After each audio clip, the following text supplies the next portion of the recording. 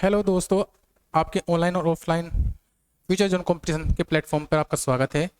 मैं सचिन कुमार आपको आज संस्कृत की थर्ड क्लास लेते हुए आपकी पहली दो क्लासेस वैदिक संस्कृत साहित्य और लौकिक साहित्य की हो चुकी है। लौकिक साहित्य का दूसरा पार्ट जिसमें मैंने आपको महाभारत के बारे में कहा था आगे बताएंगे। तो आज बात करते हैं महाभारत की।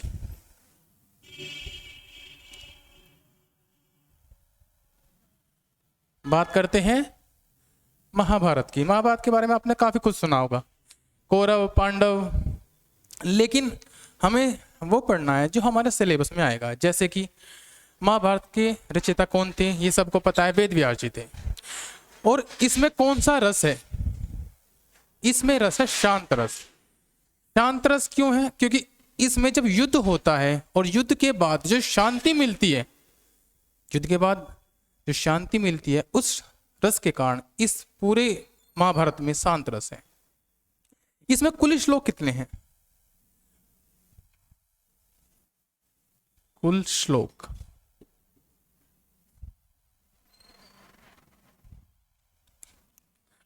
है इसमें 1,00,000।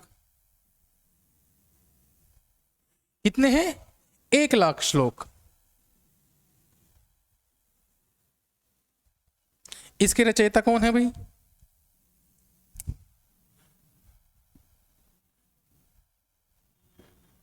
रचयिता रस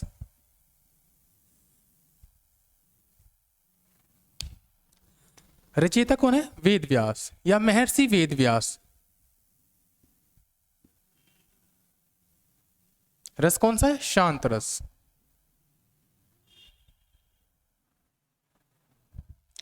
कहीं भी सवाल पूछ जाए कि महाभारत में कौन सा रस है? शांत रस है। गीता में कौन सा रस है? शांत रस है। आपको रस शांत ही लगाना है। इनके अलग अलग नाम जिसके बारे में हम बहुत अच्छे से बात करते हैं। कितने श्लोक है इसमें? 1,00,000। तो इसी के इनका नाम क्या होगा? जैसे मैंने आपको रामायण में बताया था 24,000 श्लोक के लिए क्या बताया था? चतुर्विंशति सहस्री संहिता। क्या बताया था? चतुर्विंशति सहस्री संहिता। तो चतुर्विंशति की जगह अब क्या आ जाएगा? यहाँ पे वहां पे कितने थे? 24,000। कितने थे? 24,000। और यहाँ पे कितने हैं? 100,000। तो 100 क्या लिखते हैं हम? शत। सहस्री, सहस्री का मतलब 1000। संहिता, सत्य सहस्री संहिता। इनका क्या नाम हो गया? सत्य सहस्री संहिता। क्या नाम हो गया? सत्य सहस्री संहिता। सत्य मतलब 100, सहस्री मतलब 1000, संहिता मतलब संहिता। इसमें 100,000 श्लोक लिखे गए हो या संगठित किए गए हो, उसका नाम क्या होगा? सत्य सहस्री संहिता या फिर महाभारत। तो आप सवाल क्या पूछा जाएगा? सत्य सहस्री संहिता किसका नाम है, या महाभारत का निम्नलिखित में से क्या नाम है? तो आप क्या बताओगे? सत्य सहस्री संहिता। महाभारत के अन्य नाम क्या हैं? यहीं से अलग से एक टॉपिक डाल लेते हैं। अन्य नाम, छोटा सा टॉपिक है। अन्य नाम किसका? महाभारत का।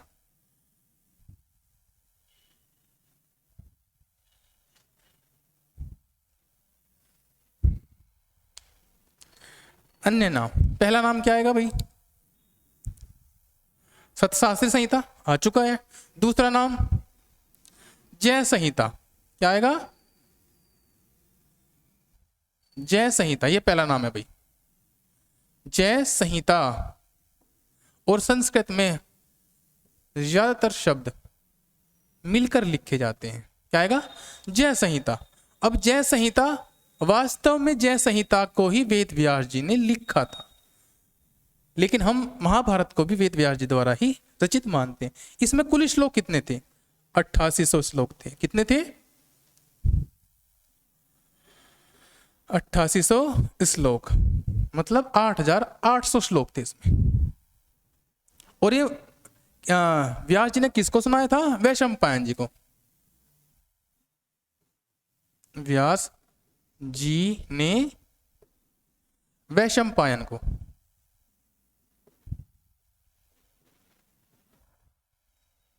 व्यास जी ने किसको सुनाया था? वैशंपायन को। कितने श्लोक है इसमें? 8800 श्लोक थे। अब इसके बाद महाभारत का एक और नाम है, उसका नाम है भारत संहिता। क्या है? भारत संहिता। इसमें कितने श्लोक थे? इसमें श्लोक थे 24,000। कितने थे? 24,000। कितने श्लोक थे? 24,000 श्लोक थे। इसको वैशंपायन जी ने जन्मेजय को सुनाया था। किसने? वैशंपायन जी ने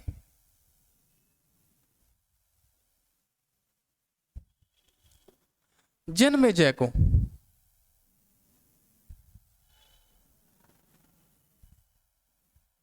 किसको सुनाया था? वैशंपायन जी ने जन्मेजय को।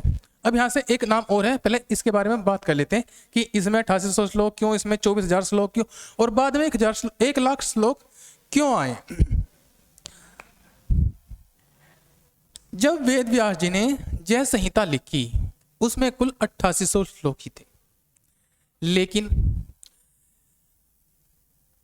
श्लोक जब उन्होंने सुनाया वैशंपायन जी को तो उस पर विचार हुआ। जब हम कोई बात रखते हैं तो वैशंपायन जी अपने विचार रखते हैं, वेद व्यास जी अपने विचार रखते हैं, तब इनकी द्वारा ये कितने में लिखा गया? 8800 श्लोक में। अब वैशंपायन जी ने किनको सुनाया? जन्मेजय जी को। जन्मेजय से जैसे बात हुई या सभा हुई, सभा में उन्होंने सुनाया तो उस पर विचार विमर्श हुआ। तो जितना विचार विमर्श हुआ उतने श्लोक उसमें बढ़ गए। अब 8800 कितने श्लोक हो गए? 24,000। अब इसके बाद 24,000 श्लोक के बाद महर्षि सूत ने सोनक आदि ऋषियों को सुनाया था। अब वहां पे सुनाया तो जितने ऋषि ज्यादा होंगे उतना श्लोक कितने होंगे? ज्यादा बढ़ते चले जाएंगे। तो 24,000 श्लोक से कितना हो गया? 1,00,000 श्लोक। और इनका इस महाभारत में कितने श्लोक लिखे गए? 1,00,000 श्लोक। अब तीसरा, पहला नाम ये, दूसरा ये, तीसरा ये, चौथा नाम मैं यही लिख देता हूं। चौथा नाम यही लिख देता हूं। इसका नाम है महाभारत। क्या नाम है? हाँ, ये रहा, सत्य साहित्य संहिता। चौथा नाम है महाभारत। क्या है? महाभारत। ठीक है। अब महाभारत में 1,00,000 श्लोक है। किसने किसको सुनाया? सूत ने सोनक आदि ऋषियों को सुनाया। इनको ऋषियों को सुनाया।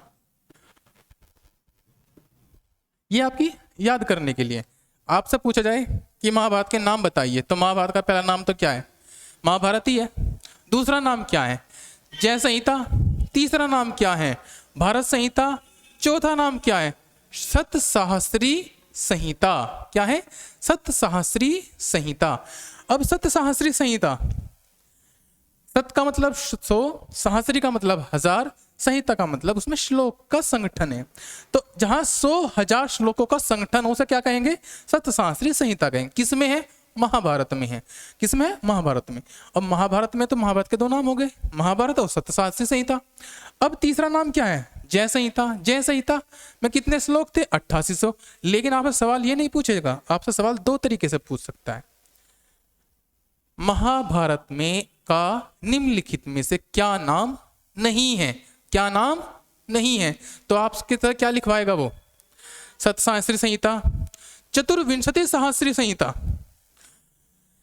भारत संहिता, जय संहिता।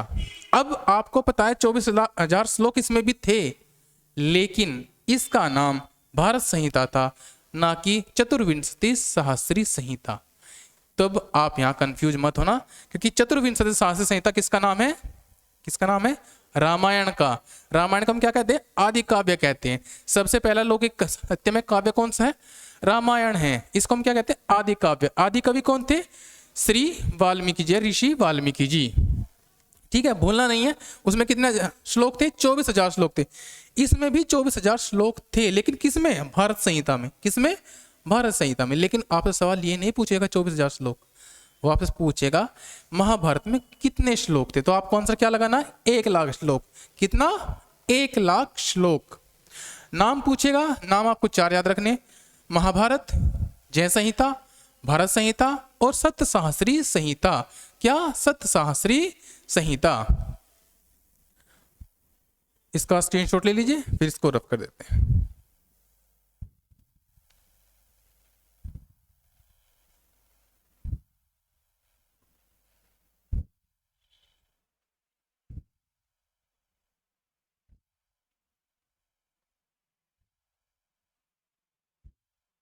आगे बात करते हैं, इसमें कुल कितने पर्व हैं।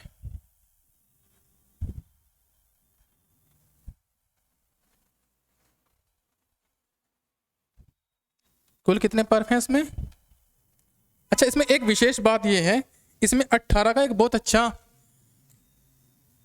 आपको इसके बारे में 18 अंक याद रख लेना चाहिए। 18 ही क्यों, अब देखिए, आपसे अगर पूछा जाए महाभारत में कुल कितने पर्व हैं, कुल पर्व, ठीक, कितने दिन युद्ध चला,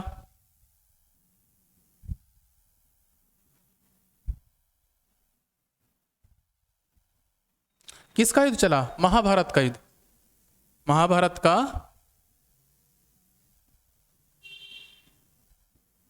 कितने दिन युद्ध चला,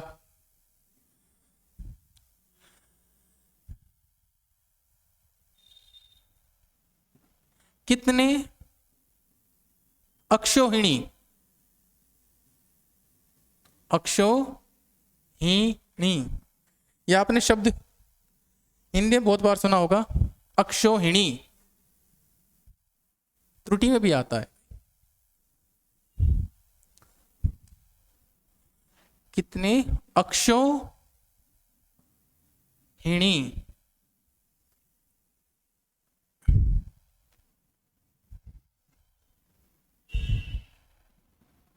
सेना थी, किसमें, महाभारत में, जिसमें से पांडवों कितनी थी और कौरवों कितनी थी।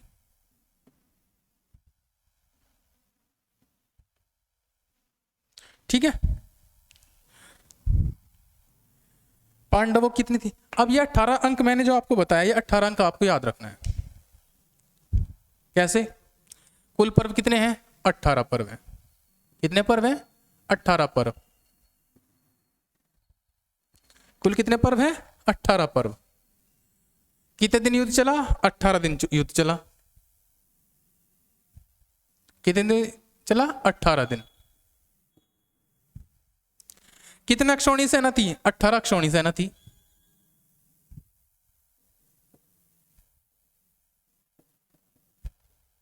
ठीक है, कितनी सेना थी, 18 अक्षौणी सेना थी। पांडवों कितनी थी, पांडवों की 7 थी और कौरवों की 11 थी। कितनी थी, पांडवों की 7 और कौरवों की 11। तो ये 18 अंक जो है महाभारत के लिए बहुत ही ज्यादा, ये समझ लीजिए, इंपॉर्टेंट है। आपसे कुछ भी पूछे तो मोस्टली आपको 18 ही आंसर आएगा। कुल पर्व 18 पर्व। कितने दिन युद्ध चला, 18 दिन युद्ध चला। कितने अक्षौणी सेना थी, 18 अक्षौणी सेना थी। कौरव कितनी थी, 11 थी। पांडवों कितनी थी, 7 थी। 7 अक्षौहिणी सेना। अब इनमें महत्वपूर्ण पर्व कौन कौन से हैं वे आपको बताते हैं। सारे महत्वपूर्ण नहीं है, कुछ कुछ महत्वपूर्ण है। महत्वपूर्ण पर्व।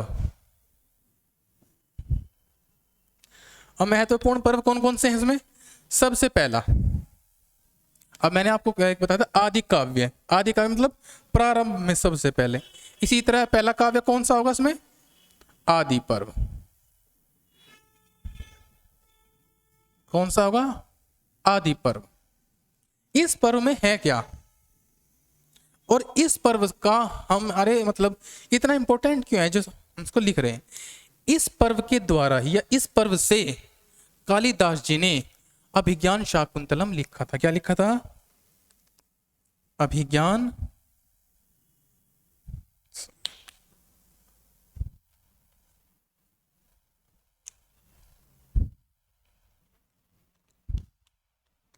क्या लिखा था? अभिज्ञान शाकुंतलम।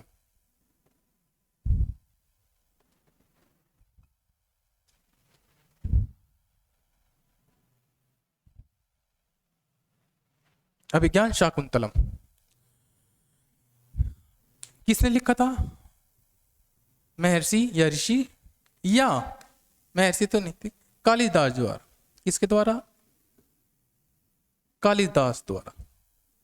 क्या लिखा गया था? अभिज्ञान शाकुंतलम। किस पर्व से? आदि पर्व से। आदि पर्व से लिखा गया था। ये नहीं कि आदि पर्व में अभिज्ञान शाकुंतलम है, नहीं। आदि पर्व किस में है? महाभारत में। अभिज्ञान शाकुंतलम किसने लिखी थी? कालिदास ने। लेकिन किसके आधार पे लिखी थी? आदि पर्व के आधार पे लिखी थी। ठीक है। इसमें कितने अंक हैं? 7 अंक। कितने अंक हैं? 7 अंक। अब यहां एक इंपॉर्टेंट बात नोट कर लीजिए, अलग से नोट बना के लिख लीजिए। यहां लिख देता हूं मैं भी, आप अलग से नोट बना के लिख लेना। एस्टिक बनाया मैंने। नाटक में, दिख रहा है आपको? हाँ दिख रहा है। नाटक में अंक होते हैं। क्या होते हैं? अंक होते हैं।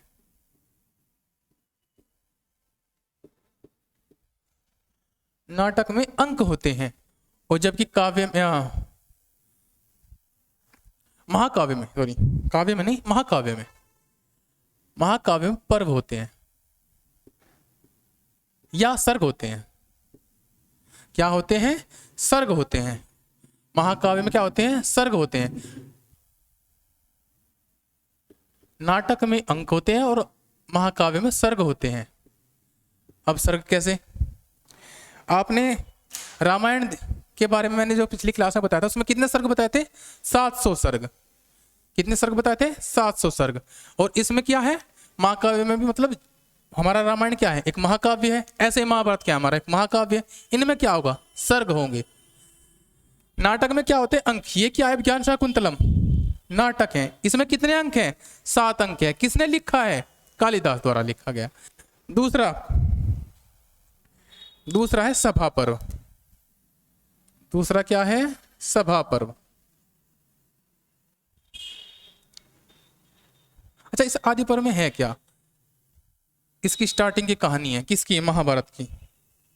ठीक है। सभा पर्व, इस सभा पर्व में है क्या? आदि पर्व के बाद जब शिशुपाल श्री कृष्ण जी को बार बार अपशब्द बोलता रहता है, तब उसके द्वारा इतने अपशब्द बोलने पर सभा में श्री कृष्ण द्वारा उसका सर उड़ा दिया जाता है, उसकी मृत्यु की कर दी जाती है। तो वो सभा होने के कारण इसका नाम क्या रखा गया? सभा पर्व। इसी से कौन कौन से लिखे गए हैं? अभी मैंने एक बताया, शिशुपाल वध। शिशुपाल वध। और इसकी रचना किसने लिखी थी? शिशुपाल वधम की रचना ये कहीं में लिखी गई है? ये महाकाव्य लिखा गया है, शिशुपाल वधम लिखा गया है श्री माघ द्वारा। किसके द्वारा? श्री माघ द्वारा। महाकाव्य है। अब क्यों है महाकाव्य? क्योंकि ये कहीं में लिखा गया है सर्गों में। कितने सर्ग हैं? 20 सर्ग हैं। कितने सर्ग हैं? 20 सर्ग। कितने सर्ग हैं? 20 सर्ग। शिशुपाल वधम सभा पर्व में से क्या लिखा गया? शिशुपाल वधम। कितने सर्ग हैं? 20 सर्ग हैं। 20 सर्ग हैं। सर्ग आते ही समझ जाना ये महाकाव्य। क्या है? महाकाव्य। अच्छा, श्री माघ को एक और उपाधि भी दी गई थी, ये नोट कर लेना यहीं पे। इसके नीचे एक एस्टिक का चिन्ह बना के नोट कर लेना। श्री माघ को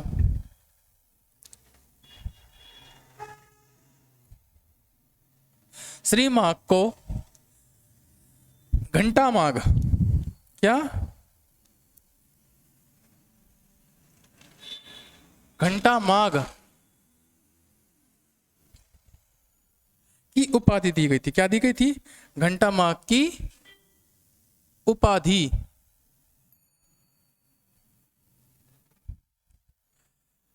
किसको दी गई थी? श्री माँ को घंटा माँ की उपाधि दी गई थी। किस कारण?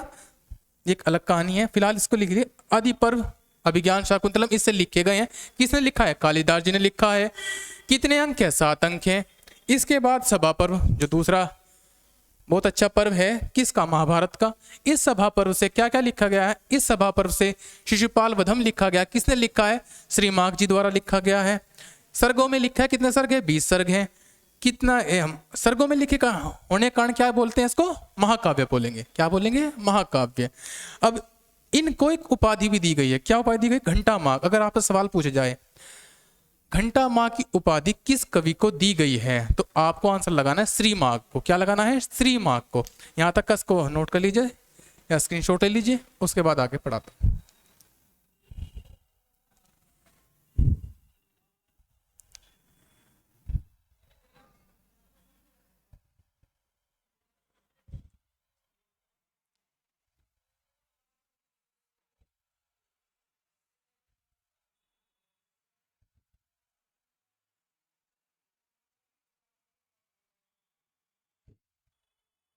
इसके बाद तीसरा महत्वपूर्ण पर्व है वन पर्व।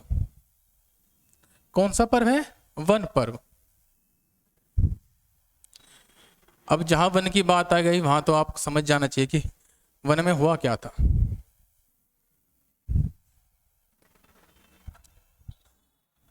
तीसरा पर्व कौन सा है? वन पर्व। अब वन पर्व से बहुत सारी चीजें आती हैं, जैसे इस वन पर्व से कौन कौन सी रचनाएं बनी हैं। हम इसको ऐसे याद क्यों कर रहे हैं? अब ये समझने की कोशिश कीजिए। हमारे 2 चीजें याद होती हैं ऐसे। पहले तो पहला पर्व कौन सा है? पहला पर्व था हमारा आदि पर्व, दूसरा सभा पर्व, तीसरा वन पर्व। इनसे हम वे पर्व भी याद कर रहे हैं और इनसे जो रचनाएं बनी हैं, जिन कवियों द्वारा बनाई गई हैं, वे भी याद कर रहे हैं। तो दोनों चीजें हमारे अच्छे से याद हो रही है। अच्छा ये बताओ, आदि पर्व से कौन सा लिखा गया है? अभिज्ञान शाकुंतलम। कितने अंक है? 7 अंक है। किसने लिखा है? कालिदास जी ने लिखा है। आदि पर्व के बाद कौन सा आता है? सभा पर्व। सभा पर्व में क्या लिखा गया है? शिशुपाल वधम लिखा गया है, इससे बनता हुआ। किसने लिखा है? श्री मार्ग जी द्वारा लिखा गया है। श्री मार्ग जी कौन सी उपाधि दी गई है? घंटा माँ की उपाधि दी गई। कितने सर्गों में लिखा गया है? 20 सर्गों में लिखा गया।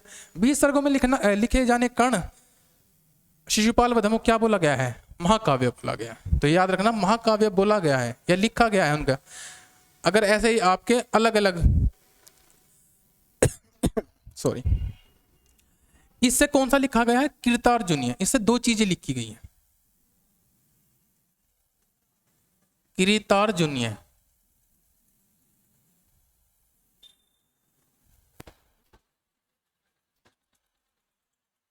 कीर्तार्जुनीयम।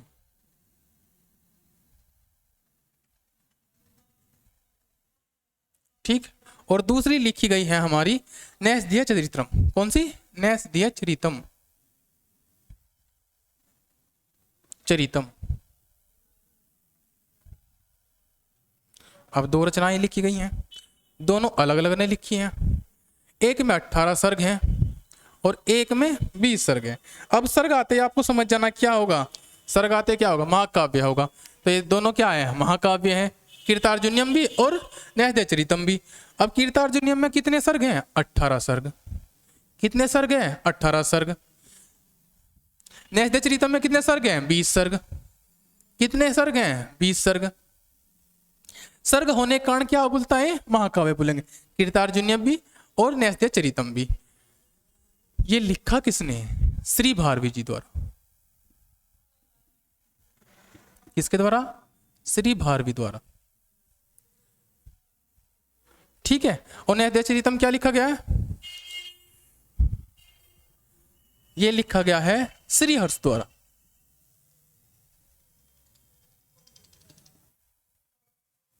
अब मुझे आप एक बात बताइए जो आपसे पूछना चाह रहा हूं। अगर कीर्तार्जुनियम में मैं सिर्फ ही कह दूं कि सर्ग हैं, तो आप इसको क्या बोलोगे? काव्य बोलोगे, महाकाव्य बोलोगे, नाटक बोलोगे, एकांकी बोलोगे या खंड काव्य बोलोगे? आपको क्या दिख रहा है? सर्ग दिख रहा है। तो आप कुछ नहीं लगाना, महाकाव्य लगाना, आगे बढ़ जाना है। किसने लिखा है? श्री भारवी जी द्वारा लिखा गया। ठीक है। अब न्यस्तचरितम क्या है? 20 सर्गों में लिखा गया। 20 सर्ग में लिखा गया है तो श्री हर्ष द्वारा लिखा गया, तो क्या होगा? महाकाव्य हो गया। सर्गों में लिखा गया इसीलिए महाकाव्य है। ठीक है। अच्छा, इनकी एक और रचना थी। कौन सी रचना थी भाई?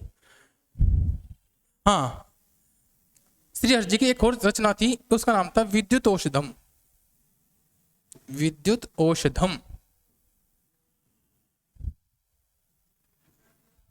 कौन सी रचना थी? विद्युत औषधम। ठीक है।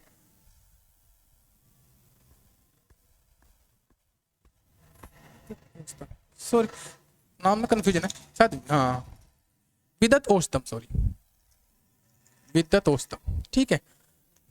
कौन सी थी? विद्युत औषधम। अब ये दूसरी रचना किसकी है? श्री हर्ष जी की। किसकी है? श्री हर्ष जी की। ये दूसरी रचना है, लेकिन इंपॉर्टेंट कितनी है हमारी, अब आप समझिए। आदि पर्व से कौन सी रचना निकल के आई थी? अभिज्ञान शाकुंतलम। किसने लिखी थी? कालिदास जी द्वारा। कितने अंकों में लिखी थी? 7 अंकों में। 7 अंकों में लिखी थी। अंक में लिखने के कारण इसको क्या बोलेंगे आप? नाटक बोलेंगे। अब उसके बाद है सभा पर्व। सभा पर्व में क्या था? शिशुपाल वधम। शिशुपाल वधम किसने लिखा था? श्री माघ जी द्वारा। कितने सर्गों में? 20 सर्गों में। सर्ग में लिखा है तो क्या होगा? महाकाव्य होगा। क्या होगा? महाकाव्य। उसके बाद क्या हुआ? कृतार्जुनीय। हाँ, एक बात और, श्री माघ जो कौन सी उपाधि दी गई थी? घंटा माघ। कौन सी उपाधि? घंटा माघ। उसके बाद वन पर्व। वन पर्व में हम से दो एक महत्वपूर्ण रचनाएं निकलती हैं, कीर्तार्जुनियम और न्यायदिया चरितम। कीर्तार्जुनियम किसने लिखी थी? श्री भारवी जी द्वारा। कितने सर्गों में? 18 सर्गों में। तो क्या होगा? ये भी क्या होगा? महाकाव्य होगा। क्या होगा? महाकाव्य। न्यायदिया चरितम कितने सर्गों में लिखा गया है? 20 सर्गों में। किसने लिखा है? श्री हर्ष जी द्वारा। सर्गों में लिखने के कारण क्या बोलेगा? ये भी महाकाव्य। इसकी एक इनकी और खरोच नहीं, विद्युत औषधम। क्या थी? विद्युत औषधम। अब यहीं से एक चीज और लेते हैं जो मेन है, भीष्म पर्व। क्या है? छठा पर्व है भीष्म पर्व। क्या है भैया? सॉरी,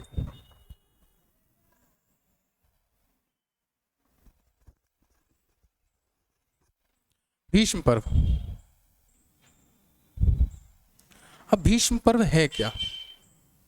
भीष्म पर्व के बारे में कहानी है कि इसमें आपके युद्ध का वर्णन है, भीष्म को तीर लगने का वर्णन है। गीता भी इसी पर्व में लिखी गई है। श्रीमद् भगवद गीता जो हमारी लिखी गई है वो भी किसी इसमें लिखी गई, इसी में लिखी गई। अच्छा, इससे पहले एक छोटा सा पॉइंट रह गया, मैं बता देता हूं। भीष्म पर्व से पहले